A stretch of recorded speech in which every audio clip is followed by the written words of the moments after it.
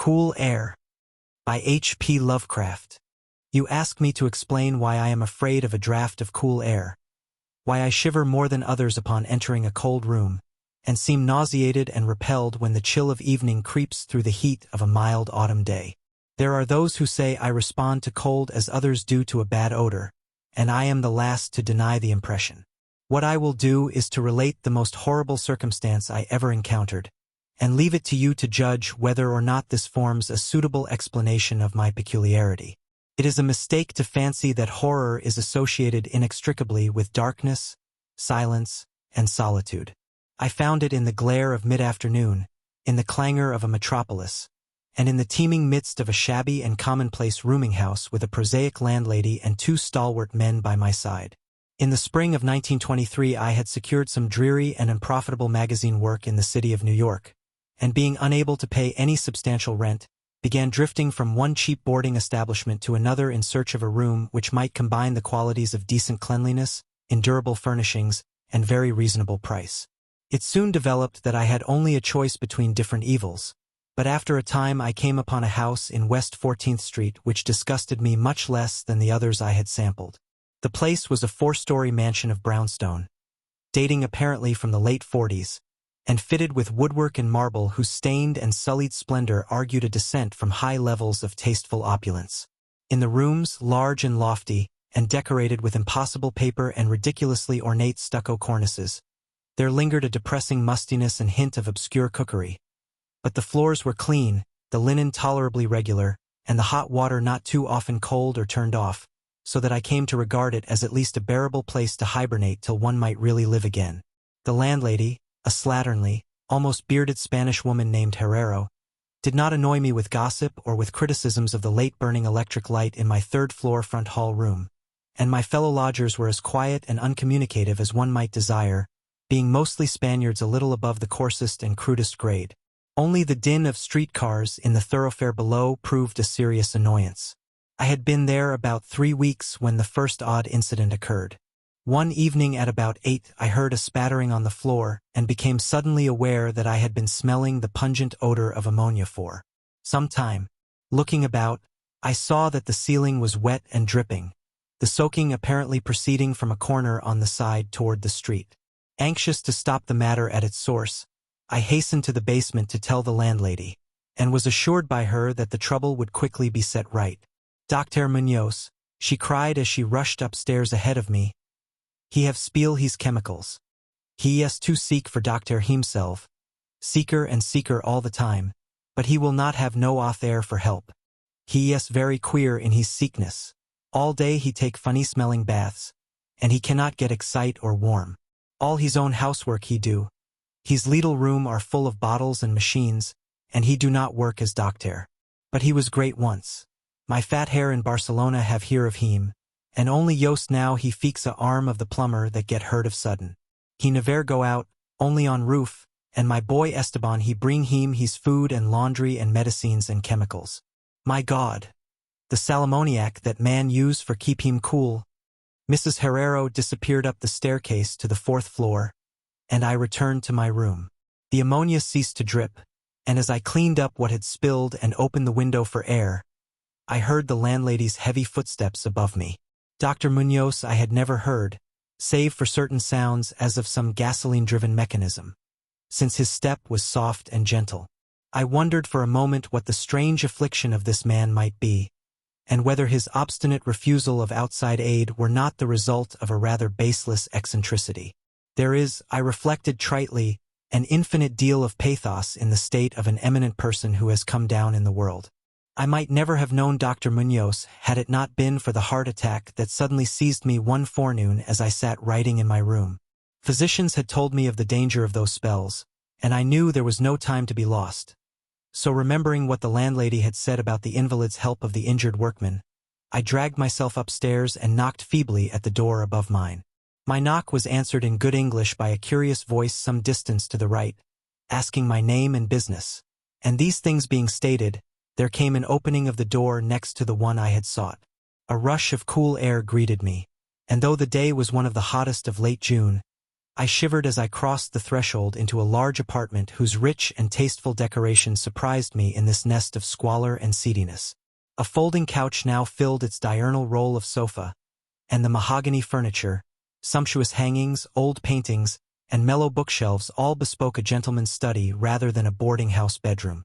I now saw that the hall room above mine, the little room of bottles and machines which Mrs. Herrero had mentioned, was merely the laboratory of the doctor, and that his main living quarters lay in the spacious adjoining room whose convenient alcoves and large contiguous bathroom permitted him to hide all dressers and obtrusive utilitarian devices.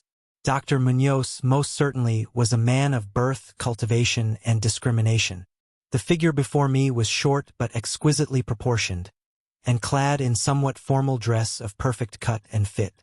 A high-bred face of masterful though not arrogant expression was adorned by a short iron-gray full beard, and an old-fashioned pince-nez shielded the full, dark eyes and surmounted an aquiline nose which gave a Moorish touch to a physiognomy otherwise dominantly Celtiberian. Thick, well-trimmed hair that argued the punctual calls of a barber was parted gracefully above a high forehead, and the whole picture was one of striking intelligence and superior blood and breeding. Nevertheless, as I saw Dr. Munoz in that blast of cool air, I felt a repugnance which nothing in his aspect could justify. Only his lividly inclined complexion and coldness of touch could have afforded a physical basis for this feeling, and even these things should have been excusable considering the man's known invalidism. It might, too, have been the singular cold that alienated me, for such chilliness was abnormal on so hot a day, and the abnormal always excites aversion, distrust, and fear. But repugnance was soon forgotten in admiration, for the strange physician's extreme skill at once became manifest despite the ice-coldness and shakiness of his bloodless-looking hands.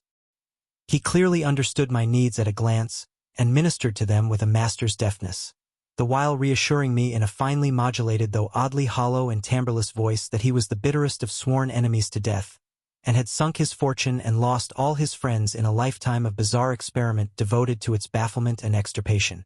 Something of the benevolent fanatic seemed to reside in him, and he rambled on almost garrulously as he sounded my chest and mixed a suitable draught of drugs fetched from the smaller laboratory room. Evidently he found the society of a well-born man a rare novelty in this dingy environment, and was moved to unaccustomed speech as memories of better days surged over him. His voice, if queer, was at least soothing, and I could not even perceive that he breathed as the fluent sentences rolled urbanely out. He sought to distract my mind from my own seizure by speaking of his theories and experiments, and I remember his tactfully consoling me about my weak heart by insisting that will and consciousness are stronger than organic life itself, so that if a bodily frame be but originally healthy and carefully preserved, it may through a scientific enhancement of these qualities retain a kind of nervous animation despite the most serious impairments, defects, or even absences in the battery of specific organs. He half-jestingly said, some day teach me to live, or at least to possess some kind of conscious existence, without any heart at all. For his part, he was afflicted with a complication of maladies requiring a very exact regimen which included constant cold. Any marked rise in temperature might, if prolonged, affect him fatally, and the frigidity of his habitation, some 55 or 56 degrees Fahrenheit, was maintained by an absorption system of ammonia cooling, the gasoline engine of whose pumps I had often heard in my own room below. Relieved of my seizure in a marvelously short while, I left the shivery place a disciple and devotee of the gifted recluse. After that I paid him frequent overcoat calls, listening while he told of secret researches and almost ghastly results, and trembling a bit when I examined the unconventional and astonishingly ancient volumes on his shelves.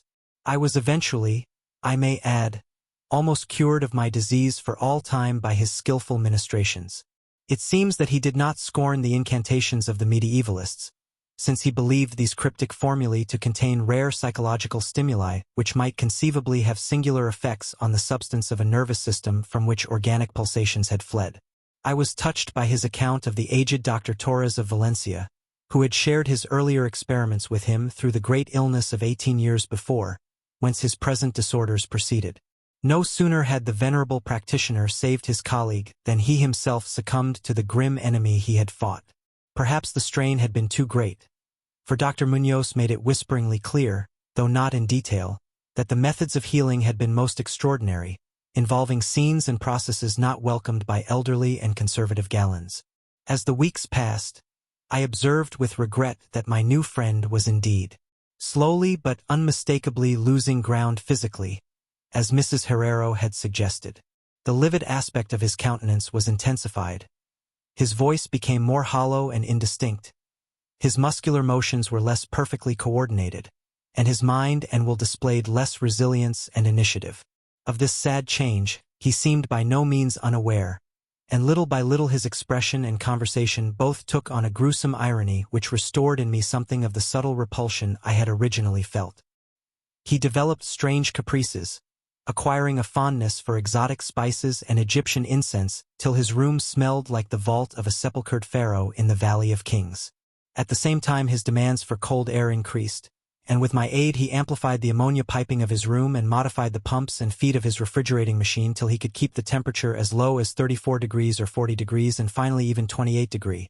The bathroom and laboratory, of course, being less chilled in order that water might not freeze and that chemical processes might not be impeded. The tenant adjoining him complained of the icy air from around the connecting door, so I helped him fit heavy hangings to obviate the difficulty. A kind of growing horror, of outre and morbid cast, seemed to possess him. He talked of death incessantly, but laughed hollowly when such things as burial or funeral arrangements were gently suggested. All in all, he became a disconcerting and even gruesome companion. Yet in my gratitude for his healing I could not well abandon him to the strangers around him, and was careful to dust his room and attend to his needs each day, muffled in a heavy ulster which I bought especially for the purpose. I likewise did much of his shopping, and gasped in bafflement at some of the chemicals he ordered from druggists and laboratory supply houses. An increasing and unexplained atmosphere of panic seemed to rise around his apartment. The whole house, as I have said, had a musty odor, but the smell in his room was worse, and in spite of all the spices and incense, and the pungent chemicals of the now incessant baths which he insisted on taking unaided, I perceived that it must be connected with his ailment, and shuddered when I reflected on what that ailment might be. Mrs. Herrero crossed herself when she looked at him, and gave him up unreservedly to me, not even letting her son Esteban continue to run errands for him. When I suggested other physicians, the sufferer would fly into as much of a rage as he seemed to dare to entertain. He evidently feared the physical effect of violent emotion, yet his will and driving force waxed rather than waned, and he refused to be confined to his bed. The lassitude of his earlier ill days gave place to a return of his fiery purpose, so that he seemed about to hurl defiance at the death demon even as that ancient enemy seized him. The pretense of eating, always curiously like a formality with him, he virtually abandoned, and mental power alone appeared to keep him from total collapse. He acquired a habit of writing long documents of some sort, which he carefully sealed and filled with injunctions that I transmit them after his death to certain persons whom he named, for the most part lettered East Indians, but including a once celebrated French physician now generally thought dead, and about whom the most inconceivable things had been whispered. As it happened, I burned all these papers undelivered and unopened. His aspect and voice became utterly frightful, and his presence almost unbearable. One September day an unexpected glimpse of him induced an epileptic fit in a man who had come to repair his electric desk lamp, a fit for which he prescribed effectively whilst keeping himself well out of sight. That man, oddly enough, had been through the terrors of the Great War without having incurred any fright so thorough. Then, in the middle of October, the horror of horrors came with stupefying suddenness. One night about 11 the pump of the refrigerating machine broke down, so that within 3 hours the process of ammonia cooling became impossible. Dr. Munoz summoned me by thumping on the floor, and I worked desperately to repair the injury while my host cursed in a tone whose lifeless, rattling hollowness surpassed description. My amateur efforts, however, proved of no use, and when I had brought in a mechanic from a neighboring all-night garage we learned that nothing could be done till morning, when a new piston would have to be obtained. The moribund hermit's rage and fear, swelling to grotesque proportions, seemed likely to shatter what remained of his failing physique, and once a spasm caused him to clap his hands to his eyes and rush into the bathroom. He groped his way out with face tightly bandaged, and I never saw his eyes again. The frigidity of the apartment was now sensibly diminishing, and at about 5 a.m. the doctor retired to the bathroom, commanding me to keep him supplied with all the ice I could obtain at all-night drug stores and cafeterias. As I would return from my sometimes discouraging trips and lay my spoils before the closed bathroom door, I could hear a restless splashing within, and a thick voice croaking out the order for more. At length a warm day broke, and the shops opened one by one. I asked Esteban either to help with the ice fetching whilst I obtained the pump piston, or to order the piston while I continued with the ice, but instructed by his mother, he absolutely refused. Finally, I hired a seedy-looking loafer whom I encountered on the corner of 8th Avenue to keep the patient supplied with ice from a little shop where I introduced him, and applied myself diligently to the task of finding a pump piston and engaging workmen competent to install it. The task seemed interminable, and I raged almost as violently as the hermit when I saw the hours slipping by in a breathless, foodless round of vain telephoning, and a hectic quest from place to place, hither and thither by subway and surface car. About noon I encountered a suitable supply house far downtown, and at approximately 1:30 p.m. arrived at my boarding place with the necessary paraphernalia and 2 sturdy and intelligent mechanics. I had done all I could, and hoped I was in time. Black terror, however, had preceded me. The house was in utter turmoil, and above the chatter of odd voices I heard a man praying in a deep basso. Fiendish things were in the air, and lodgers told over the beads of their rosaries as they caught the odor from beneath the doctor's closed door. The lounger I had hired, it seems, had fled screaming and mad-eyed not long after his second delivery of ice, perhaps as a result of excessive curiosity. He could not, of course, have locked the door behind him, yet it was now fastened, presumably from the inside. There was no sound within save a nameless sort of slow, thick dripping. Briefly consulting with Mrs. Herrero and the workmen despite a fear that gnawed my inmost soul, I advised the breaking down of the door, but the landlady found a way to turn the key from the outside with some wire device. We had previously opened the doors of all the other rooms on that hall, and flung all the windows to the very top.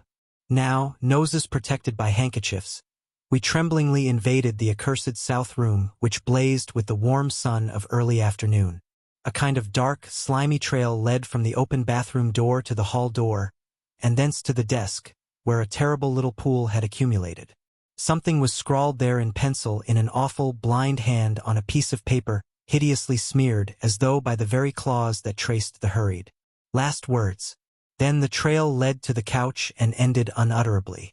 What was, or had been, on the couch I cannot and dare not say here. But this is what I shiveringly puzzled out on the stickily smeared paper before I drew a match and burned it to a crisp. What I puzzled out in terror as the landlady and 2 mechanics rushed frantically from that hellish place to babble their incoherent stories at the nearest police station. The nauseous words seemed well nigh incredible in that yellow sunlight, with the clatter of cars and motor trucks ascending clamorously from crowded 14th Street. Yet I confess that I believed them then. Whether I believe them now I honestly do not know. There are things about which it is better not to speculate, and all that I can say is that I hate the smell of ammonia, and grow faint at a draught of unusually cool air. The end, ran that noisome scrawl, is here. No more ice. The man looked and ran away. Warmer every minute, and the tissues can't last. I fancy you know what I said about the will and the nerves and the preserved body after the organs ceased to work. It was good theory, but couldn't keep up indefinitely. There was a gradual deterioration I had not foreseen. Dr. Torres knew, but the shock killed him. He couldn't stand what he had to do. He had to get me in a strange, dark place when he minded my letter and nursed me back. And the organs never would work again. It had to be done my way, artificial preservation, for you see I died that time 18 years ago,